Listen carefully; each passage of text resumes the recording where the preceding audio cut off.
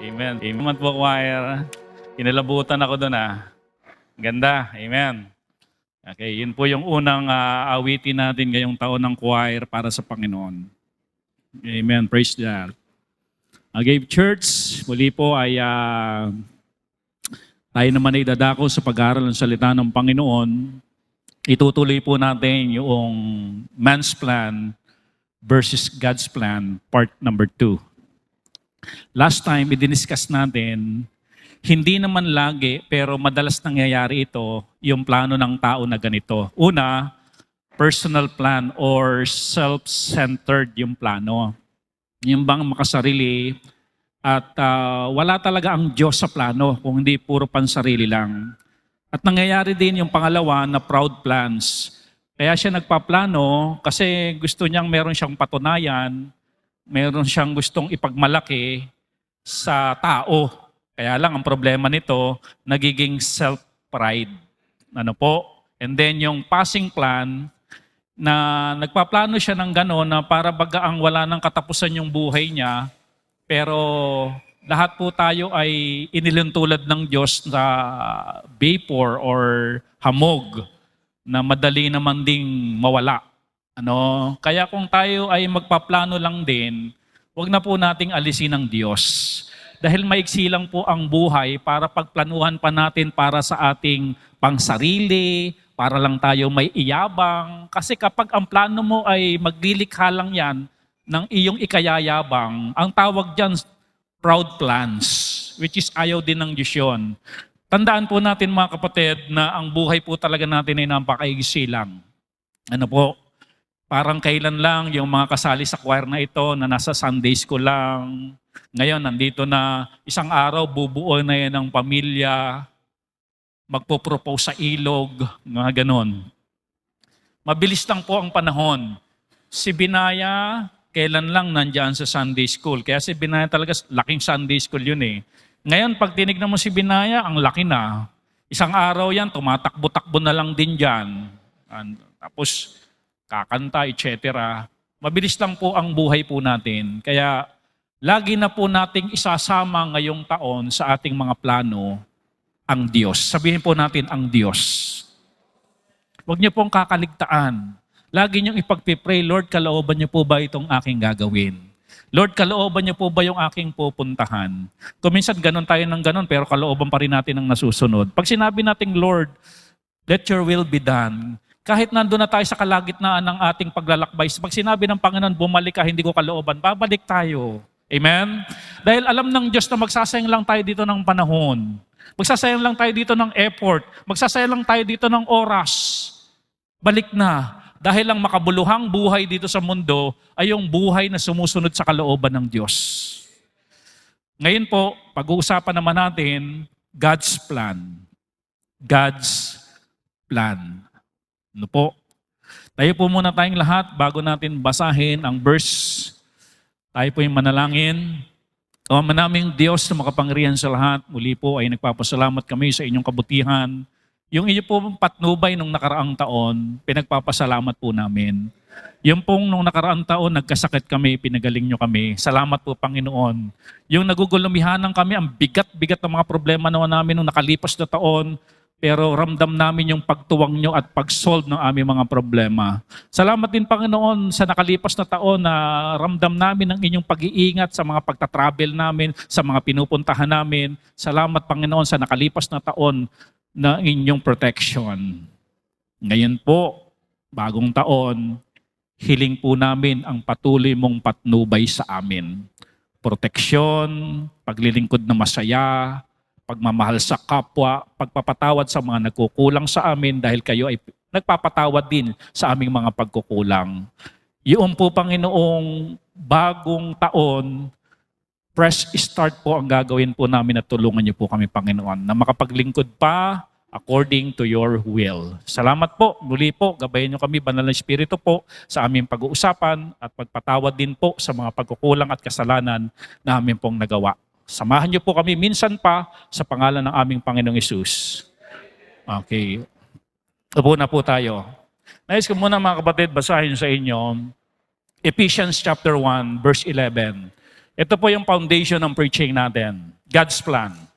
Sabi dito, in whom also we have obtained an inheritance, being predestinated according to the purpose, take note for the word purpose, of Him who worketh all things after the counsel of His own will. Sa Tagalog, sa Kanya rin naman kami ay nagkamit ng isang mana na itinakda ng una pa ayon sa layunin, that is purpose, ayon sa layunin niya na gumagawa ng lahat ng mga bagay ayon sa payo ang kanyang sariling kalooban. Ibig sabihin, next slide, God's plan is purposeful.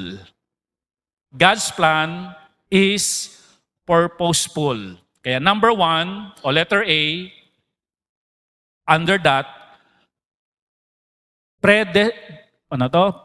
predetermined purpose. God's plan is planned before we are born. Ibig sabihin, yung plano ng Diyos ay nakaplano na bago pa man tayo ipanganak.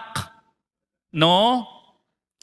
At yung ginagawa ng Diyos sa buhay natin, ay mayroong dahilan, mayroong layunin. Ano po? According to Psalms 139, verse 16, thine eyes did see me, or did see my substance, yet being unperfect. Yung hindi pa fully developed tayo, ay nakita na tayo ng Diyos. And in thy book, all my members were written.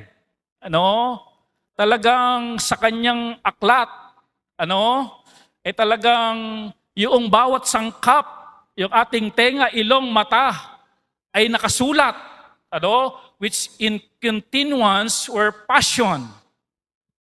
When as yet there was none of them. Bago pa tayo ipanganak, before your first breath, God already had a blueprint for your life. Your existence is not accident. Planado ng Diyos.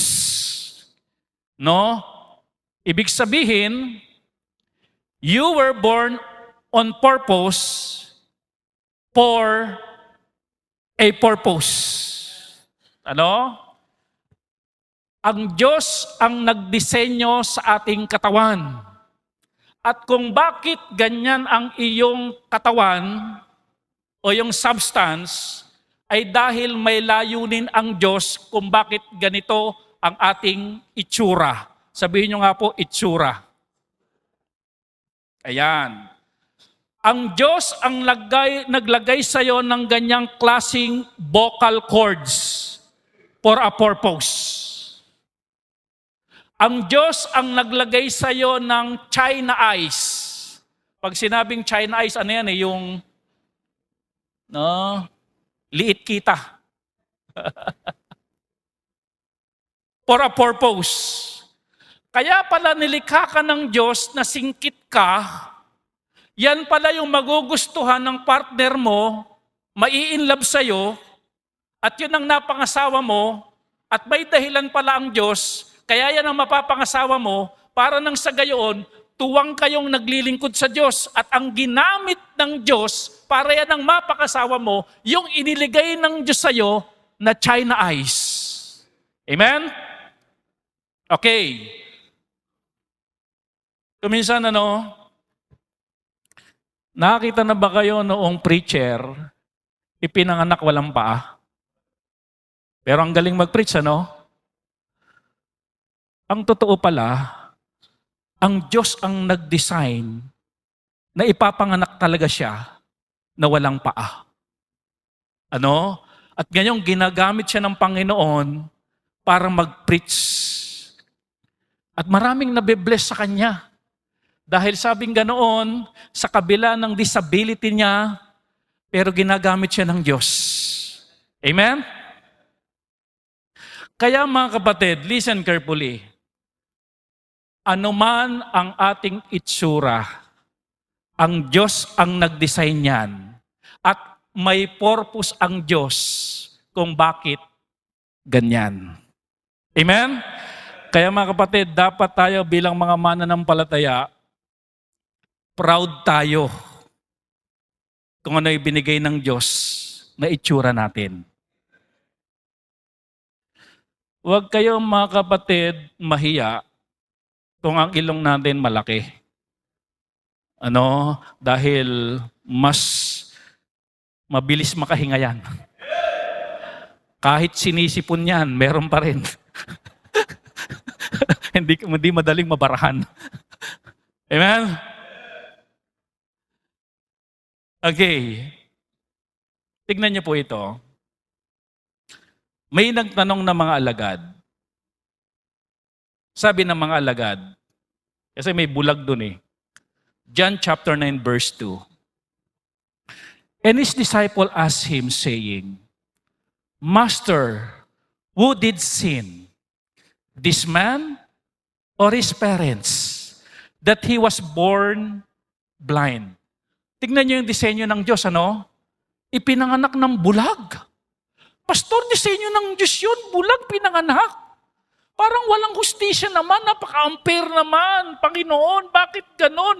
Kayo pa talaga ang nagdisenyo na ipinanganak itong taong ito na bulag. Kaya nagtatanong yung mga alagad, sabi ng mga alagad, Panginoon, sino ba ang may kasalanan? Bakit ito pinanganak na bulag? Yung mga magulang ba niya ang may kasalanan? O siya? Kaya siya ipinanganak na bulag. Anong sabi ng Panginoon? Jesus answered, Neither had this man sinned, nor his parents. Ano ang sagot ng Panginoon sa mga disipulo? Hindi ito ang nagkasala. Hindi rin ang dahilan ay yung pagkakasala ng kanyang magulang. But the works of God shall be made manifest in him. Kaya yan ipinanganak ng bulag, idinisenyo ko na ipanganak yan na bulag, para mag-manifest yung gawa ng Diyos sa buhay niya. Are you with me? Kaya kanilikha ng Diyos na ganyan para mag-manifest ang kapangyarihan ng Diyos sa buhay mo. Are you with me? Panginoon, bakit niyo ako nilikha na mahina ang katawan, dinadapuan ng kanser? Para mag-manifest ang kapangyarihan ng Diyos sa buhay mo. Para pag pinagaling ka ng Diyos sa kanser, napakaganda ng patotoo mo. Makikita nila na ito hindi gawa ng tao, ito'y gawa ng Diyos. Amen? Pastor, grabe naman ang disenyo ng Diyos sa akin. Pinanganak akong maliit. Alam mo ba, may mga resort, sinusukat yung height. Libre kapag ganito lang. Amen? Di lagi kang libre sa resort. Nakita mo yung purpose ng Diyos? Kaya mga kapatid, kung meron sa ating dinadapuan ng insecurity, dahil hindi perfect yung iyong ilong, ang iyong tenga, ang iyong mata, kulang tayo ng kilay, ng pilik mata. Disenyo ng Diyos yan. Hindi yan kulang. Hindi yan kulang sa paningin ng Diyos. Mayroon niyang purpose. Are you with me?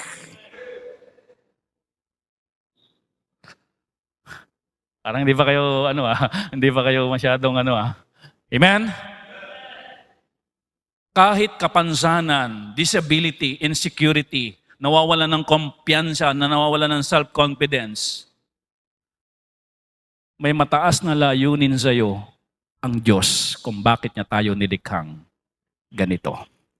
Are you with me? Pastor, bakit naman ganito disenyo ng Diyos sa akin? Talaga namang pag ginanong ko, wala na akong mahawakan. Tipid yan sa shampoo. Di ba? Nakakatipid tayo dyan. Huwag kayo na-insecure sa pagkakalikha ng Diyos sa buhay nyo. Are you with me? Unique ka. Laging may purpose ang Diyos.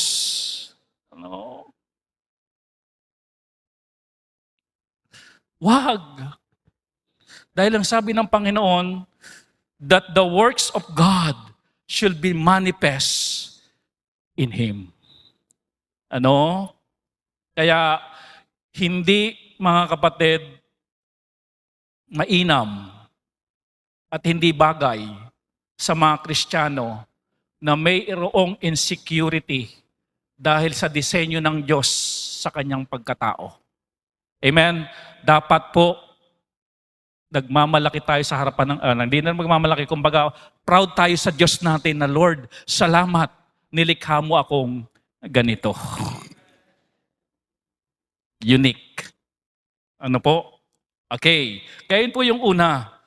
May purpose ang pagkakalikha ng Diyos sa atin.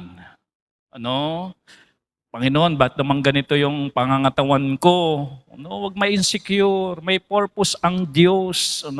Panginoon, bakit ganito naman po yung aking ngipin? Lumalabas sa aking bibig. May purpose ang Diyos. Amen? Okay. Kaya anuman, mga kapatid, na tingin natin, nagbibigay sa atin ng insecurity, tayo nawawalang ganang mabuhay dito sa mundo. Panginoon, bakit ba naman ang pagkakalikha sa buko ay ganito? Kulot-kulot, may purpose ang Diyos yan. Kung bakit ganyan, at least madali kang ma-identify. Amen? Okay. May layunin ang Diyos sa bawat kanyang creation. Po? Okay. Panginoon, bakit naman po ganito? Ang lakas-lakas ko namang kumain pero ayaw kong tumaba. Iba naman ang problema. Panginoon, bakit ganito? Konti na nga lang kinakain ko. Ang lakas ko pa rin tumaba.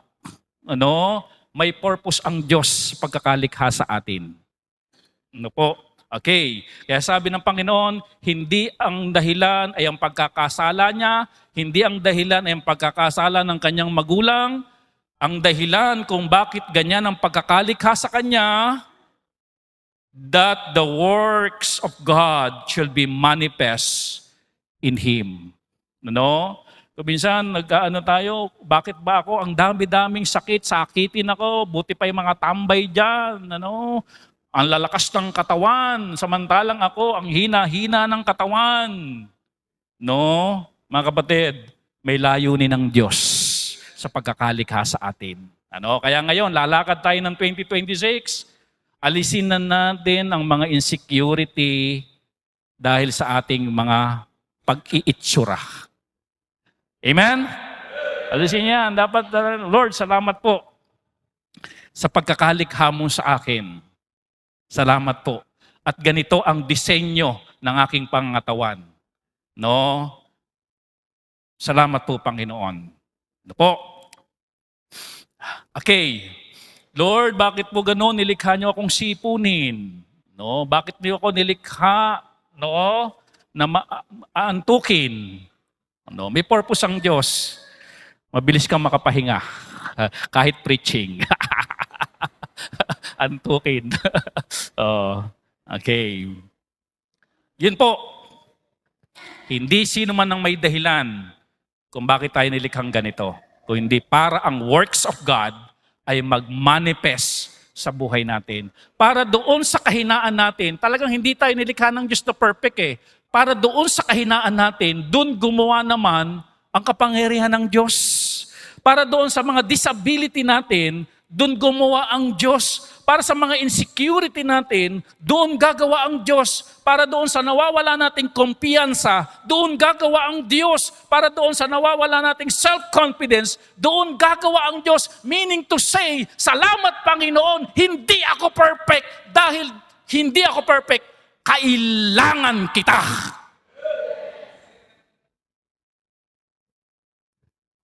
Alam niyo, kung perfect ang ating health, baka hindi natin kailanganin ng Diyos.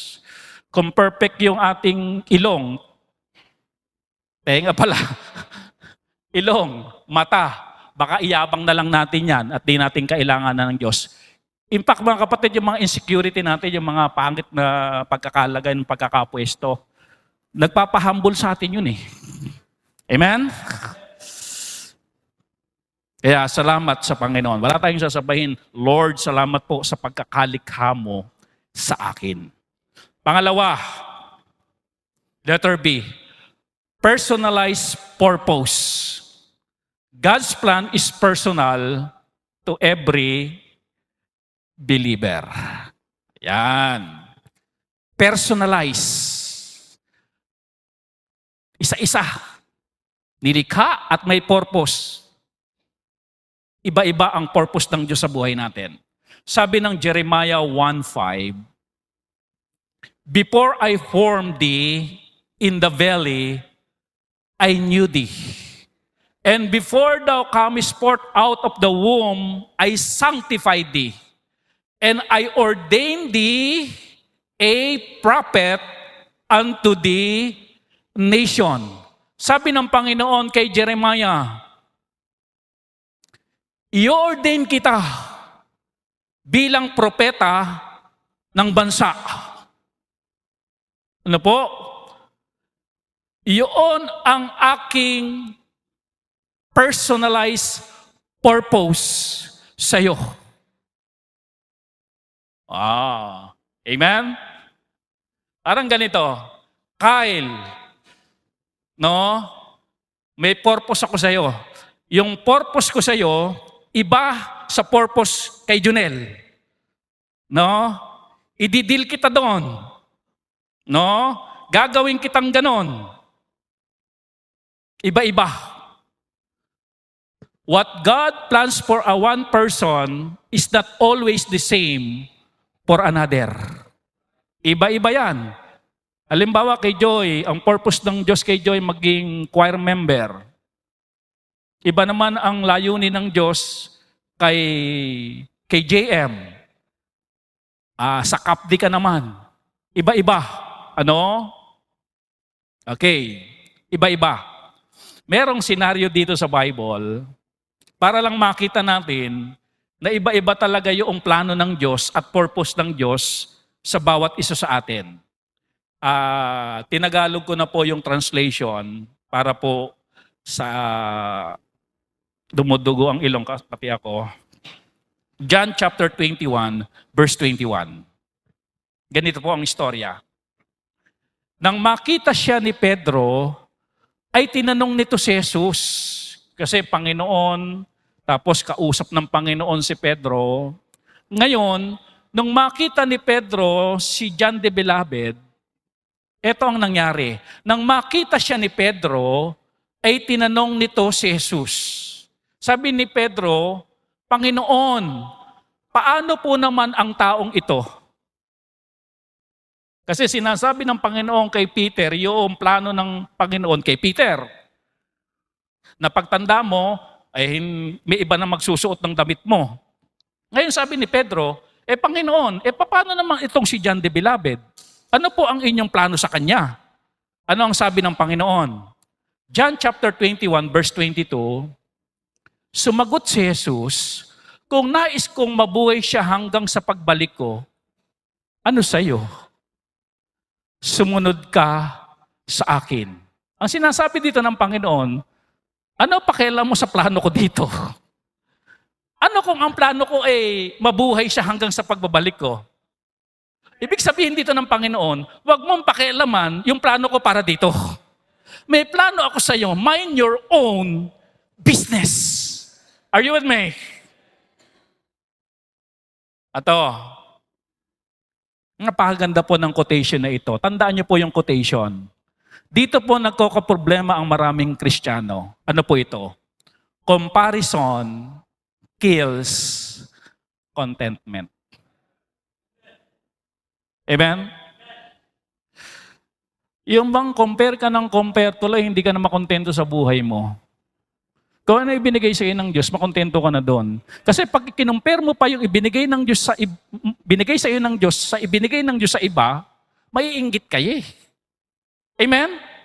Yung bang may kumakanta dito, ang galing-galing kumanta, kinukumpare mo ang iyong sarili, dapat ako kakanta rin ako ng ganyan. Eh hindi ka naman talaga para kumanta.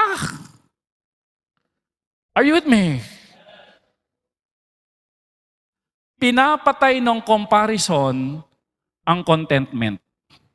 Pero kung walang comparison, mayroong contentment.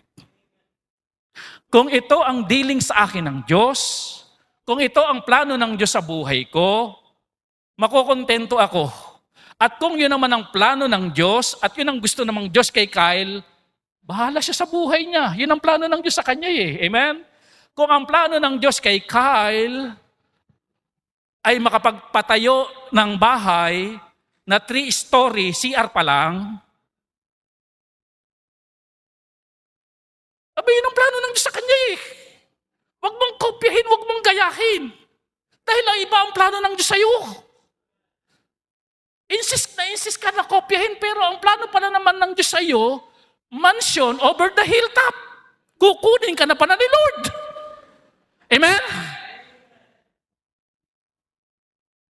Eh di naubos na yung panahon mo, kakapundar. Naku, makakaisang CR pa lang ako. Ang hirap talaga, ang hirap.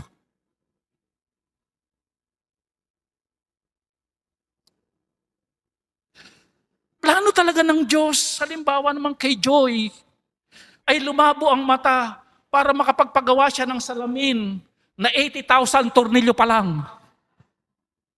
Tapos pinipilit mong lumabo ang mata mo para lang makopya mo yung ginawa ng Diyos kay Joy. Are you listening? Marami tayong pagpapagal, hindi dahil yun ang plano ng Diyos, kung hindi dahil gusto nating kopyahin yung plano ng may plano sa ibang tao. Amen? Mag-pray ka ng sarili mo, Lord, ano ba plano niyo sa akin? Tuloy, nasa maling direction tayo. Hinahabol natin yung plano ng Diyos sa iba, pero hindi naman pala yun ang plano natin, ng plano ng Diyos sa buhay natin. Nagiging bulag tayo sa magandang plano ng Diyos sa personal sa atin. Dahil nakikita natin na nag-e-exist na, may outcome na yung plano ng Diyos sa buhay niya kasi sumusunod siya.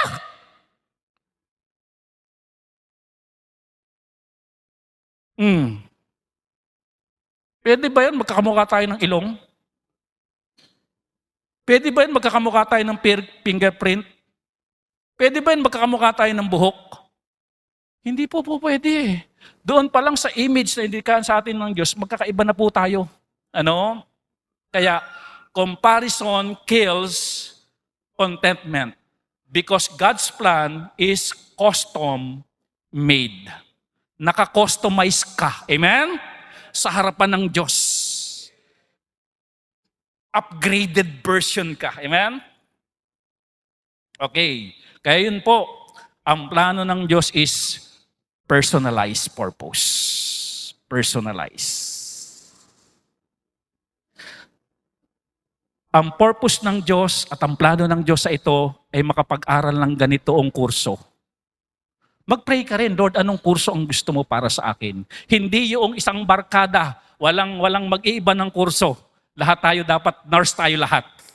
Hindi po ganun mga kapatid. Mayroong plano at gusto ang Diyos na kurso para sa iyo. Because God's plan ay personalized purpose. Amen?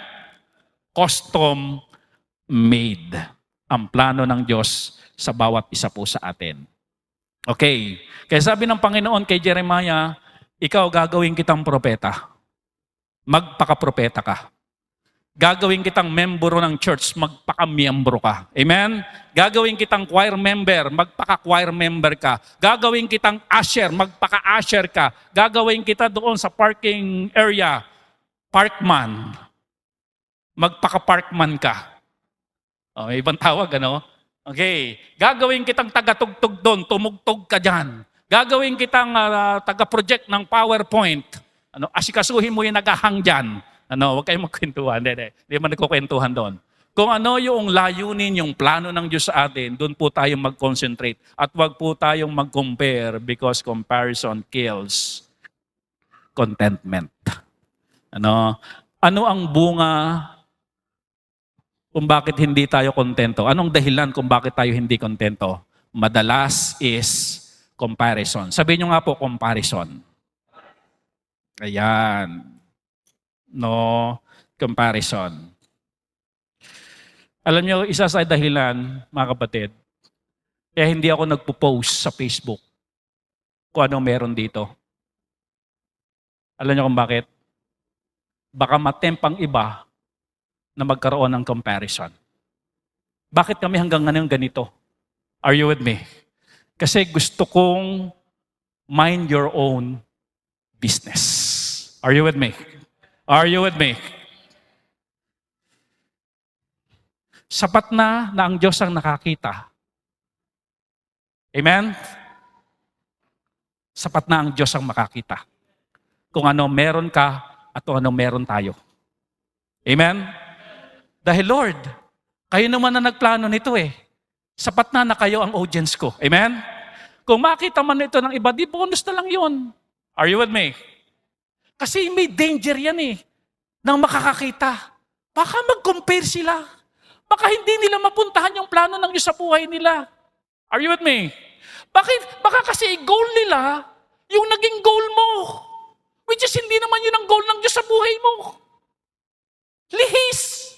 Anak, nag-spend ka ng time, nag-spend ka ng effort dyan. Kasi ginugol mo, yung goal naman ng iba.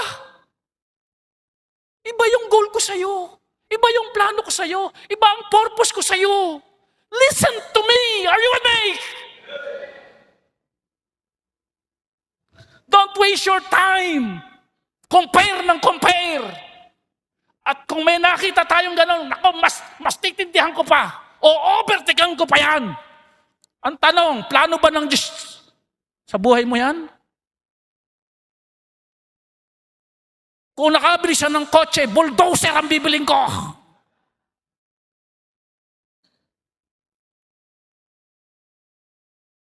Kung nakabili siya ng bulldozer, backhoe ang bibiling ko. Ano, magtatayo ka ng construction firm? Huwag habol ng habol. Learn to listen to God. Lord, ano ang plano nyo? Ano ang gusto nyo sa buhay ko? Guide me, Lord. By your word. Read God's word. Magpag-guide sa Panginoon. Nang sa gayon, hindi tayo tumatakbo na walang direksyon. Yung direksyon na tinatakbuhan natin ay direksyon yun ng ibang tao. Madalas ganon. May direksyon ka, may ibang way ka. Dapat I did it my way. Amen? Comparison kills contentment. Hindi lahat ay pastor. Iba, song leader. Amen? Okay. Huwag po ganoon. Huwag tayong mag-aksaya ngayon 2026 ng puro comparison. No, makinig sa Diyos kung ano ang plano ng Diyos sa buhay mo. Hindi ka naman lilituhin ng Diyos eh. Kapag sinabi mo, Lord, magtitiwala po ako sa inyo kung ano ang plano nyo. Trust in the Lord with all thine heart and lean not by your own understanding. Ika-guide ka talaga ng Diyos. Malinaw yan kung anong direction ibibigay sa iyo ng Diyos. Ano po? Letter C. Positive purpose. God's plan is productive for our good. For our good. No? Sabi ng Genesis 50:20, noong, ang storya nito mga kapatid ay ganito, namatay na si Jacob, alam ng mga kapatid ni Joseph the Dreamer na siya ibinenta. Patay na yung tatay nila. Ano? Sabi ng mga kapatid ni Joseph, baka gantihan mo na kami. Kasi patay na si tatay eh. Dahil nasa posisyon ka, ginawang ka namin ng masama nung bata tayo, inuhulog ka namin sa balon, tapos inahong ka namin, ibinenta ka namin, baka gantihan mo na kami ngayon kasi patay na si tatay eh. Joseph, baka gantihan mo na kami. Natatakot, nagwo-worry mga kapatid ni Joseph. Ano sabi ni Joseph? Genesis 50:20. But as for you, you thought evil against me. Sa inyo, ang isip nyo nung araw, gawan ako ng masama, ibenta ako, patayin ako.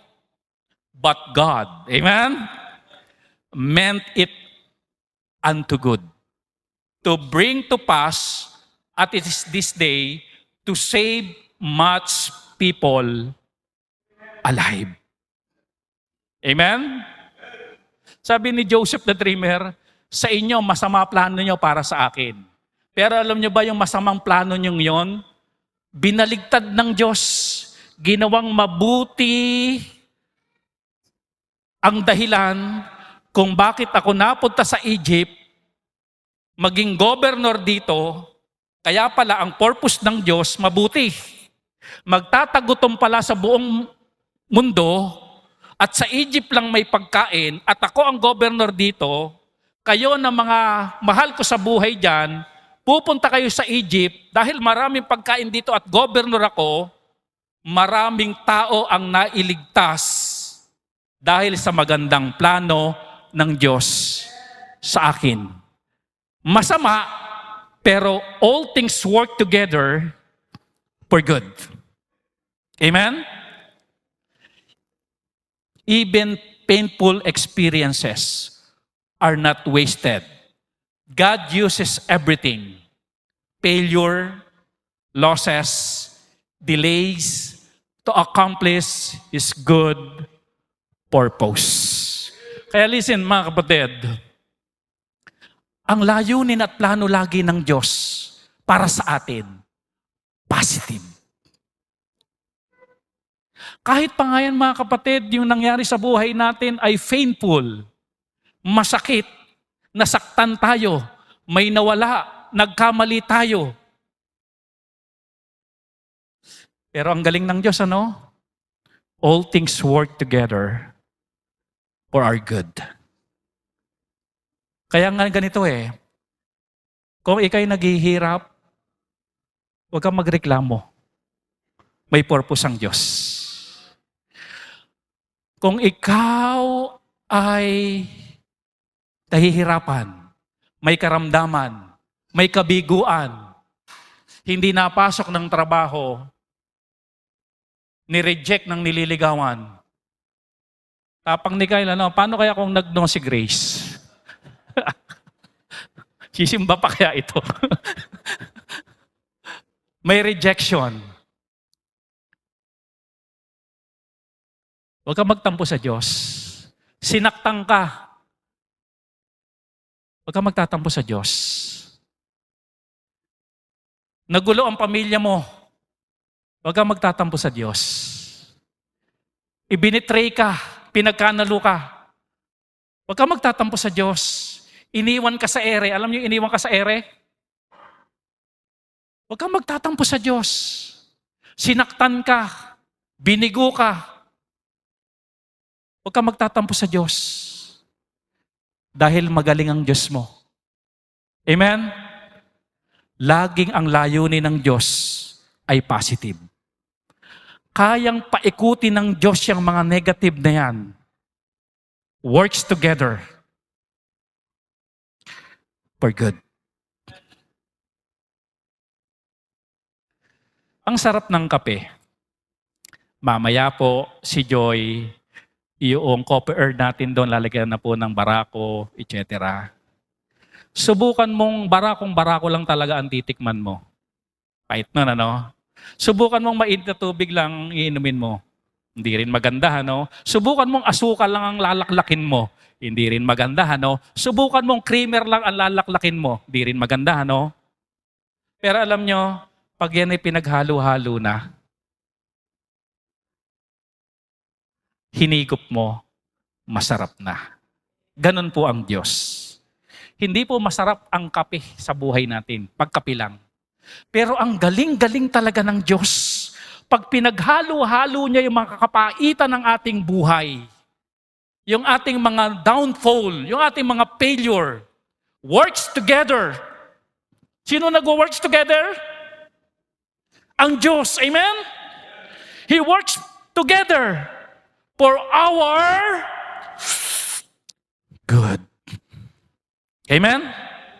Kaya hindi po maganda sa Kristiyano na laging pag may negative na nangyari, tampo.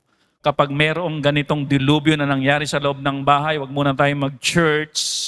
Nagkasakit si ganito, Lord, bakit ba naman kami pa? Wag po kayo nagtatampo. Again, sabihin niyo po, magaling ang Diyos natin maghalo for our good. Amen? Kaya sabi ni Joseph, sa inyo masama, pero sa Diyos, meant it unto good. May plano ang Diyos kahit mapait na karanasan. Ano? Minsan tayo, meron tayo mga past experiences na mapait na hanggang ngayon hindi natin makalimutan, hindi tayo makamove on, hindi tayo makapagpatawad because of our past experiences. Ibigay mo yan sa Diyos. Huwag mong kalungin. Mapait talaga yan. Ibigay mo sa Diyos. May kasama pa yan. Amen. May kasama pa na creamer yan. May kasama pang asukal yan. May kasama pang mainit na tubig yan. Huwag kaping-kapi. Amen. Ibigay mo sa Diyos. Ipahalo mo sa Diyos. Amen. At bubuti yan. At bubuti yan. Kaya even painful experiences are not wasted. God uses everything, failure, losses, delay, to accomplish His good purpose. His good purpose. Letter D. Providential purpose. God's plan is performed by His power. By His power. No? Isaiah 46:10. Declaring the end from the beginning, and from the ancient times, the things that are not yet done, saying, my counsel shall stand, my plan shall stand, and I will do all my pleasure. No, my plan shall stand. Okay, alam natin tong istorya. Ang pangalan po niya ay si Jonah. Alam natin ang kwento. Sabi ng Panginoon kay Jonah, Jonah, punta ka ng Ninive, mag-preach ka doon. Pero sa halip na magpunta si Jonah sa Ninive at sumunod sa Diyos, nagpunta siya sa Spain, hindi, sa Tarsis. Lumayo. Alam nyo, gagamitin ng Diyos ang kanyang kapangyarihan. Tandaan nyo po ito, para maibalik ka sa kanyang layunin. Hindi papayag ang Diyos na nag-aaksaya ka ng panahon. Siguro ang preaching na ito maging turning point sa atin. Ayaw ng Diyos na nag-aaksaya ka ng panahon kasi maiksi lang ang buhay. Gagamitin niya ang buo niyang kapangyarihan para ka lang maibalik sa plano at purpose niya. Are you with me? Huwag ka nang pumalag. Bibit-bitin ka ng Diyos. Ano mo, sa leeg, sa hawakan, gano'n. Anak, mali yung way mo. Halika dito. Dito ka. Okay, basahin po natin. Ano ang unang ginawa ng Diyos? Jonah 1:4. But the Lord, sino nag-send? The Lord. Sent out a great wind into the sea. Power ng Diyos. And there was a mighty tempest in the sea, so that the ship was like to be broken. Nagpadala ang Diyos ng hangin. At nung dumating yung hangin, hinampas ng hangin yung alon. At yung alon tumama saan? Sa barko. At yung barko nung tinamaan yung hangin, halos mawasak yung barko na sinasakyan ni Jonah. Hangin pa lang yon. Verse 17. Verse 17. Ang ganda nito. May natutunan ako dito. Bago pa ihagis si Jonah sa dagat. Kasi hinagas siya eh. Kasi sino bang dahilan kung bakit ganito? Sabi, umamin na si Jonah, ako po ang dahilan. Okay, hagis niyo ako sa dagat para mawala yung hangin na yan. Bago pa man ihagis si Jonah sa dagat, andyan na naman kapatid yung kapangyarihan ng Diyos. Anong kapangyarihan ng Diyos? Verse 17. Now the Lord had what? Prepared a great fish to swallow up Jonah, and Jonah was in the belly of the fish 3 days and 3 nights. Bago pa man ihulog si Jonah, past tense, naghanda na ang Diyos ng malaking isda para maging sasakyan niya papuntang Nineveh. Amen? Ang totoo mga kapatid, nilalabanan mo lang ang kalooban ng Diyos eh. Hirap ka eh. Sa totoo lang, hirap ka eh. Sa kalooban mo, nagtatalo talaga. Alam mo yan, na wala ka sa kalooban ng Diyos. At yung ginagawa mo, wala sa kalooban ng Diyos. Kuminsan nagmamatigas lang tayo. Pero listen carefully, buong kapangyarihan ng Diyos talaga gagamitin niya, bumalik ka lang.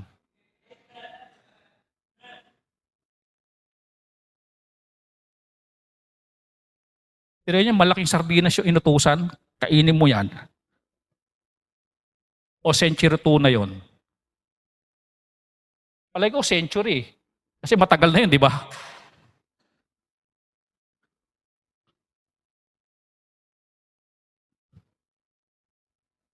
Providential purpose para maibalik. Ngayon, talaga matitigas ang ulo. Final lang Diyos dyan. Anak, ayaw mo talagang sumunod sa gusto ko eh. Doon ka na lang. Mansion over the hilltop.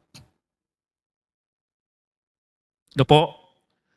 Kaya mga kapatid, God is good. Dahil ang plano niya ay mayroong layunin sa bawat isa sa atin. At para sa ikabubuti ng bawat isa sa atin po. Kaya wag pong magtatampo, wag pong labanan ng kalooban ng Diyos.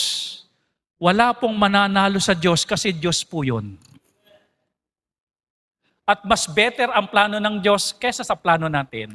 At mas better ang purpose ng Diyos kesa sa purpose natin. Kaya ganun ang ginawa. Balik si Jonah sa Nineveh.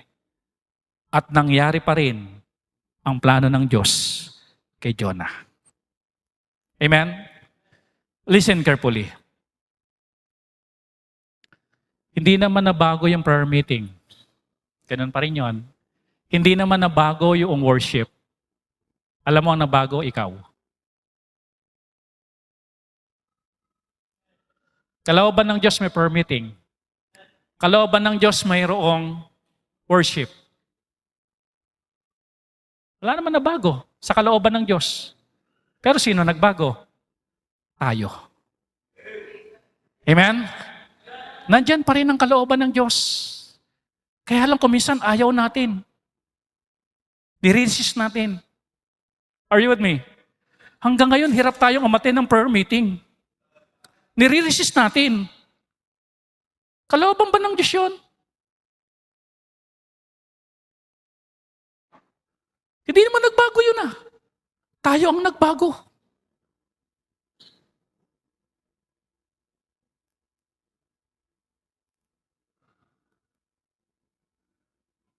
Letter E. Process-driven purpose. God's plan is progressively revealed. Hindi one click, mayroong proseso ang purpose ng Diyos. Sabi ng 16 verse 9, a man's heart devises his way, but the Lord directed his step. To, anak, hindi diyan ang hakbang. Dito anak ang hakbang. Ang uunahin anak, kaliwa, hindi kanan. Kaliwa. Amen? Nasa process. Sabi sa Tagalog, ang puso ng tao ay kumakata ng kanyang lakad. Kanya-kanya sila ng lakad. No? Ito magiging lakad ko pag prayer meeting. Hindi sa prayer meeting ko pupunta, iba lakad ko. Ngunit ang Panginoon ang nagtutuwid ng kanyang mga hakbang. Are you with me? Tignan niyo po yung prosesong dinaanan ni Joseph the Dreamer. Here's the process. Bago siya maging governor. Pit, hinulog sa balon, slavery, naging katulong, prison, nakulong, and then bago pa lang palace. Anong purpose? Bakit may process na ganon? Anong purpose? To preserve life and save nations. Every step, pain, failure, rejection, delay, trial, is carefully designed to fulfill His perfect will in your life. Ang Diyos, hindi niya isasabihin agad kung ano ang outcome pag sumunod tayo. Hindi niya gagawin yon. Bakit po? Para matutunan natin na walk by faith, not by sight. Parang ganito, may bago tayo ngayon doon sa church na member doon sa taas, sa PowerPoint, si Mark Anthony. Pwedeng itanong ni Mark Anthony, saan ako dadali ng pagpa-PowerPoint ko? Are you with me? Meron tayong choir member na bago dito, kapatid ni Roldan, si Marian. Pwede nilang itanong, kapatid, saan kaya ako dadali ng pagka-choir ko? Alam niyo ba kung saan kayo dadalhin? Sa ngayon, hindi. Kasi hindi sasabihin ng Diyos yung outcome ng paglilingkod nyo agad-agad. Para nang sa gayon, walk by faith, not by sight. Saan kaya ako dadalhin ng pagsimba-simba ko linggo-linggo? Pero yung iba, nakita na kung saan sila dinala eh. Are you with me?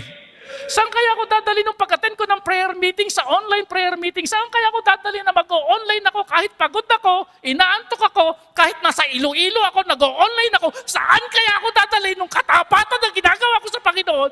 Saan kaya ako dadalhin? Pwede tayo magtanong na ganun. Pero marami sa atin mga kapatid, nakita na natin kung saan tayo dinala sa ginagawa nating paglilingkod sa Kanya. Dahil ang plano ng Diyos ay mayroong process. Process. Process. Kaya mga kapatid, even the Lord Jesus Christ, pwede naman yung tayong iligtas ng gano'n na lang. Joy, maliligtas ka na. Ligtas ka na. Bane,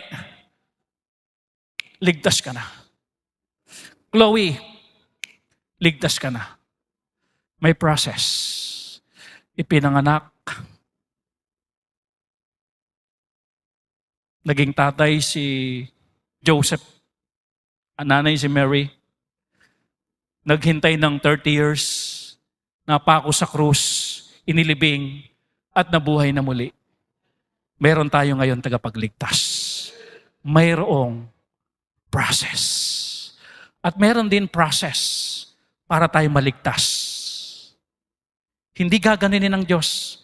Ang sabi ng Bible, sino mang sumampalataya sa Panginoong Kristo ay hindi mapapahamak. Sa halip, magkakaroon ng buhay na walang hanggan. Kapatid, kung tayo pa'y nasa process, wala pa tayo sa palas, keep on. Sabihin sa katabi, keep on. Kung ikaw ay nasa pit pa, ang hirap naman dito, nasa balon, ang dilim. Kung ikaw ay nasa slavery, ngayon ikaw ay tauhan, hindi ka pa amo. Kung ikaw ay nasa prison pa, dadating din ang panahon, isang araw, nasa palasyo ka. Kapatid, nasa proseso ka pa. Kung nandoon ka pa sa mga lugar na yon. At yung prosesong yon may purpose. To save, to preserve nation. Amen? Kaya kapatid, ang plano ng Diyos ay laging mayroong purpose sa buhay natin. Puntahan natin, hilingin natin sa Diyos na maging clear, Lord, ano ba ang plano niyo sa buhay ko? Ngayong 2026, wala pa akong plano. Pero kayo, Panginoon, ako'y naniniwala may plano na sa taon na ito. Lord, tulungan niyo akong malaman. Tayong lahat, tayo mananalangin. Ama naming Diyos na makapangyarihan sa lahat, tulungan niyo kami, Panginoon, na makabalik sa inyong plano.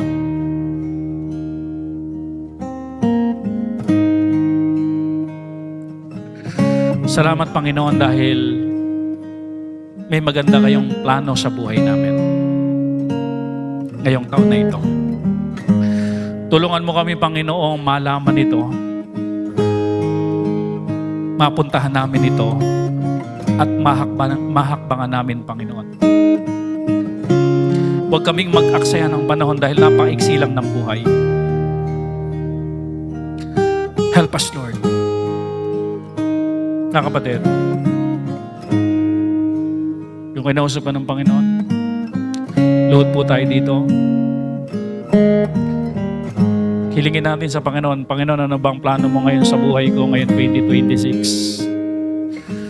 Marami na ako nilista sa aking mga planner, mga schedule. Pero alin dito, Panginoon, ang gusto mo? I-direct mo, Panginoon, ang aking mga hakbang. At kung medyo masakit yung hakbang, nahakbang ako, nakalooban ninyo, tulungan mo ako, Panginoon, na maging patience. Tulungan mo ako, Panginoon, maging malakas. Kung may pagsubok ka na ibibigay at kalooban mo ang pagsubok na yon ngayong taon, tulungan mo ako, Panginoon, na ma-overcome. Kung may kapaitang naghihintay ngayong taon na ito, help us, Lord, dahil meron kayong purpose sa mga ganong bagay. Kung may pagpapala kang ibibigay ngayong 2026, Panginoon, tulungan mo kong wag magyabang. Tulungan mo ko na maibalik sa inyo ang kaluwalhatian. Kung ngayon 2026 makakapunta ako sa isang mas magandang trabaho, Panginoon, sa mataas na sahod, sa isang proyekto para sa aming pamilya, sa isang achievement, sa isang promotion, sa isang magandang kalusugan, tulungan mo ko pa, Panginoon, maibalik lagi sa inyo ang pasasalamat at papupuri. Salamat, Panginoon, sa inyong plano.